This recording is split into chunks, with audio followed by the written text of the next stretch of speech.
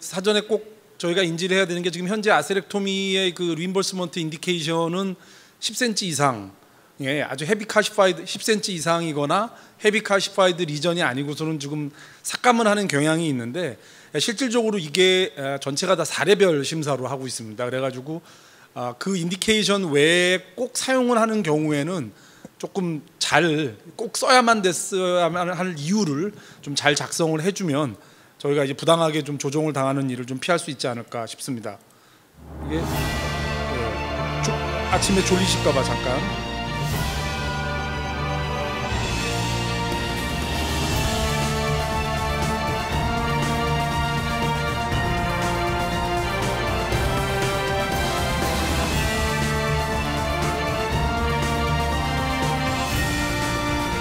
고윤석쌤입니다.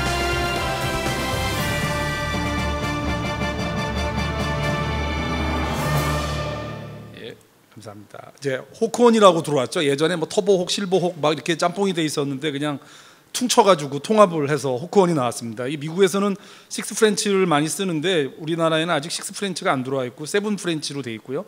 기존에 터보혹이 뭐 M이 있고 C가 있고 뭐 다양했는데요. 그냥 다 통합이 됐고요.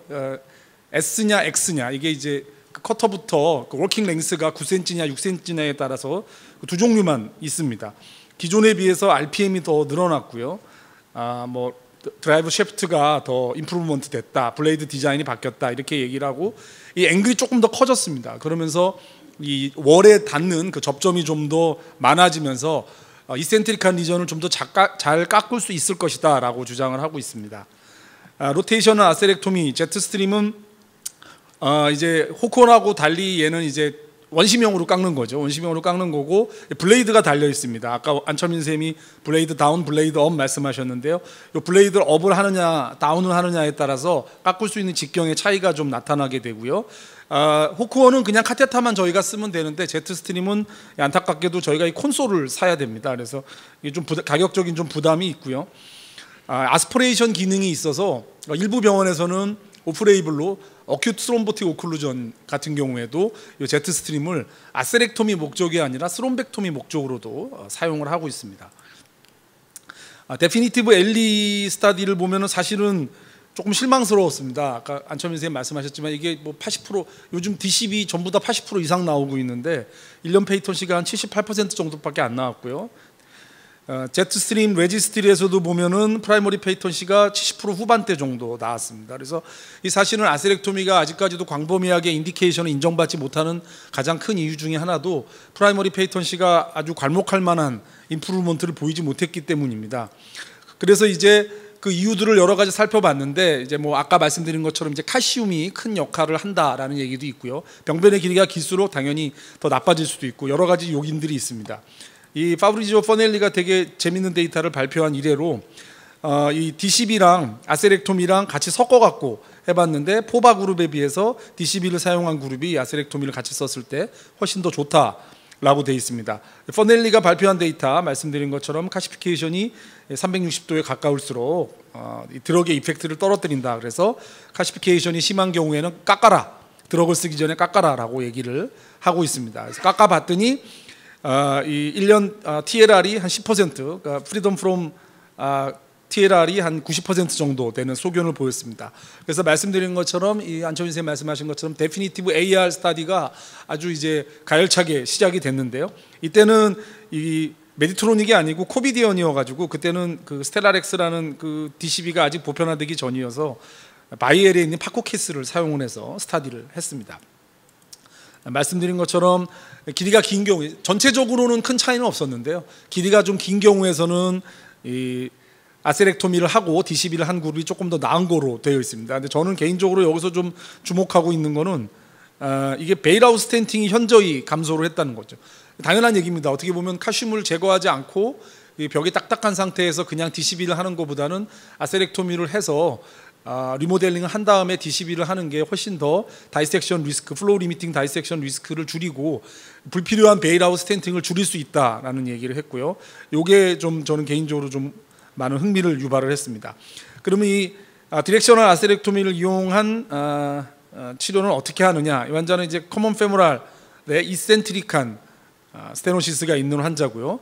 프로텍션 디바이스는 반드시 사용하시는 게 좋습니다. 그리고 이 후크원은 단점이라고 하면 단점인 게 카테타가 반드시 지나가야지 이제 워킹을 잘하는 거를 우리 알 수가 있는데요.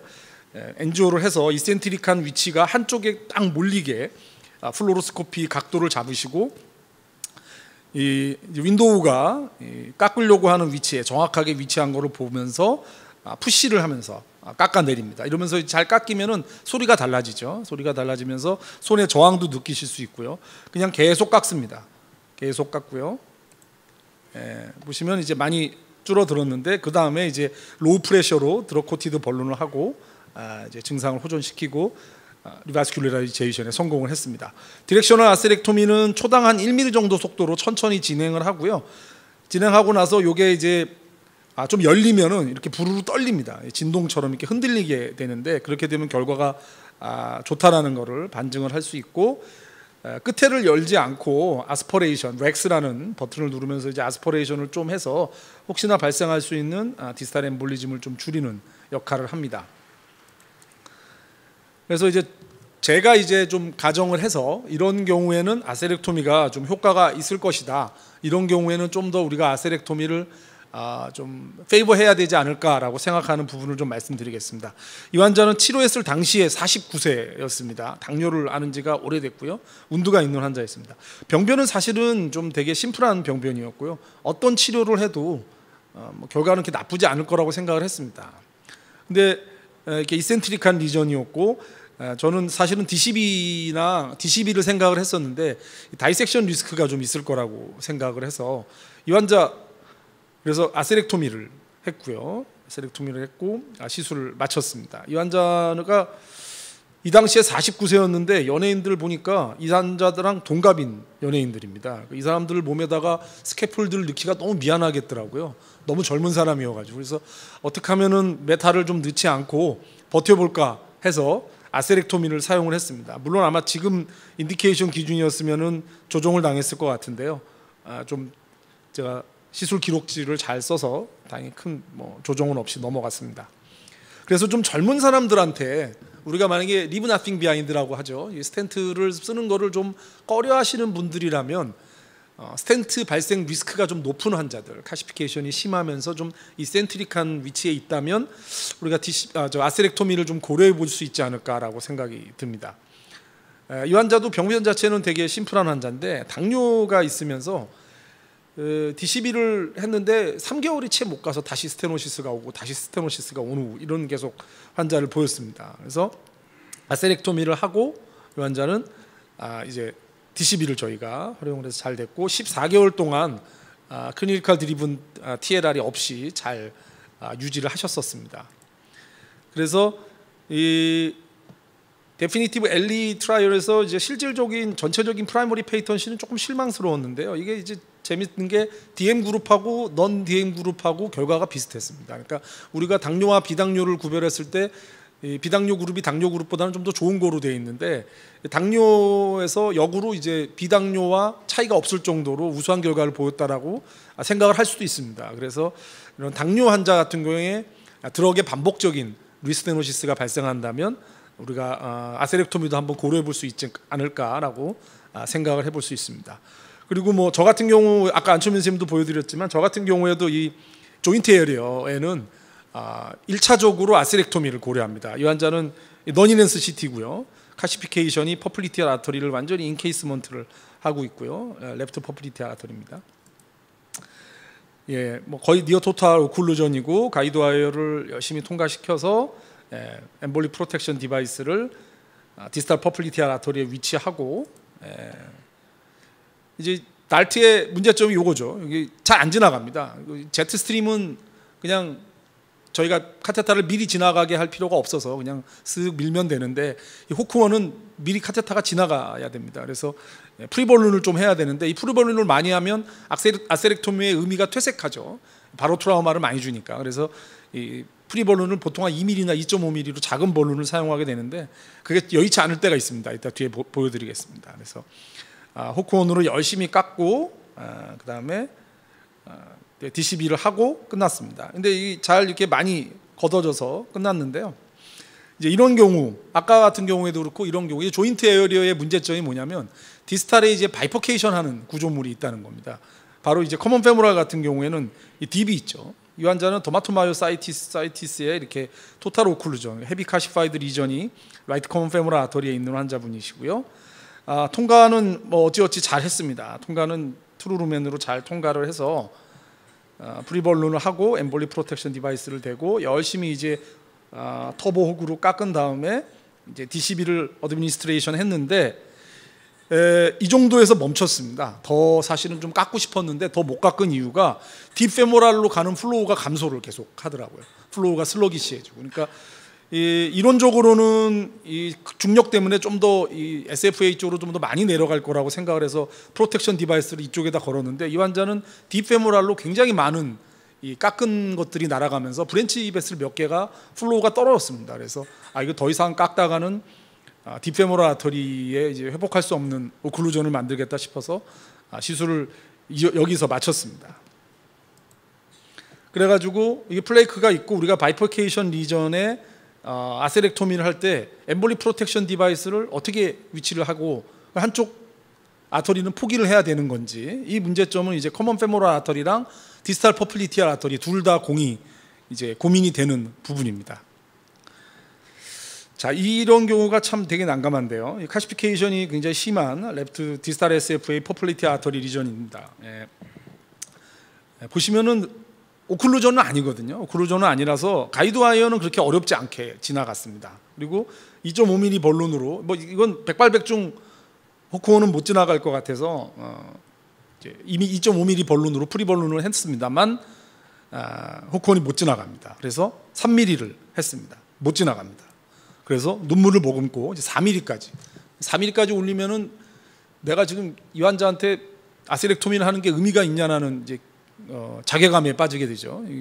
바로 트라우마를 오래 주기 때문에 아세렉토미는 바로 트라우마를 최소화시키는 게 목적인데 어쨌든 이렇게 4mm까지 하고 나니까 어찌어찌 힘들게 아주 호크원이 지나갔습니다. 그래서 열심히 깎고 이제 5mm DCB를 했는데 이 환자는 팔로우업이 요양병원 환자라서 팔로우업이 안 돼가지고 잘 모르겠는데 글쎄 뭐 개인적으로는 결과가 그렇게 썩 좋지 않지 않을까라는 생각을 하고 있습니다. 자, 그다음에 이제 좀 주의해야 될 점. 제가 굉장히 그 IFU를 잘 지키는 편인데 좀 하다 보면은 이제 사람이 좀 오만해지고 이제 다 할 수 있을 거야라는 착각에 빠지게 됩니다. 그래서 이거 디스탈 익스터널 일리아 아터리도 좀 깎을 수 있지 않을까라고 생각을 해서 들어가서 한 3번 깎았더니 여지없이 디스터널 익스터널 일리아 아터리가 터집니다. 이 커브가 심하고 베슬 다이아미터가 크기 때문에 좀 무리할 수밖에 없는 상황이 되고요. 벌룬 탐폰을 하고 해결이 되고 나중에 이제 스텐트를 디플로이먼트하고 시술을 마쳤습니다. 그래서 여기 보면 Do not use in iliac or renal vasculature라고 돼 있죠. 그래서 아세렉토미를 할 때는 반드시 IFU를 지키자라는 얘기가 있습니다.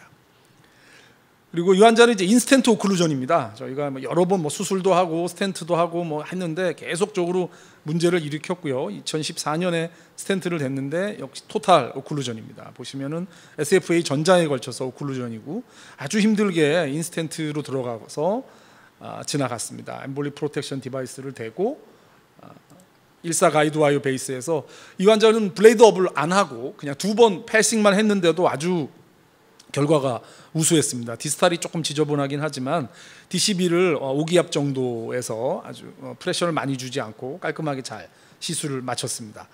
아까 안철민 선생님도 이 스텐트 지나가다가 한번 낭패를 보신 케이스를 보여드렸는데 저도 한번 당했습니다. 이 환자도 인스텐트 오클루전 환자인데요.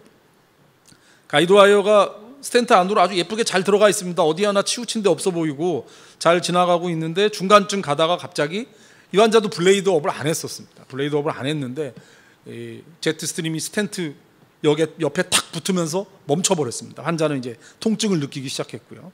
그래서 렉스를 해가지고 뒤로 이제 잘 뺐는데 보시면은 스텐트 스트럿이 부서졌습니다. 그래서 이 환자는 여기 인스텐트 스텐팅을 하나를 더 하고 시술을 마쳤습니다. 그래서 인스텐트 리전일 때 저는 아세렉토미, 특히 이제 로테이셔널 아세렉토미를 선호하지만 이 스텐트 스트럿이나 아까 안철민 선생님도 그 커팅되는 것들이 있는데 이런 문제점들이 발생할 수 있기 때문에 아주 요 주의해서 시술을 해야 된다는 말씀을 드리고 싶습니다. 결론적으로 아세렉토미는 뭐 드럭 디바이스나 베어메탈 스텐트에 비해서 아주 우수한 결과를 보이는 건 아니지만 병변이 길거나 특히 또 인스턴트 리전이나 헤비 카시파이드 리전에서는 분명한 롤이 있다고 생각을 합니다. 그리고 이 베어메탈 스텐트를 디플로이먼트 하기를 어렵거나 하기 좀 곤란한 상황 같은 경우에는 이 아세렉토미가 훨씬 더 좋은 초이스가 될 수 있지 않을까라고 생각이 듭니다. 감사합니다.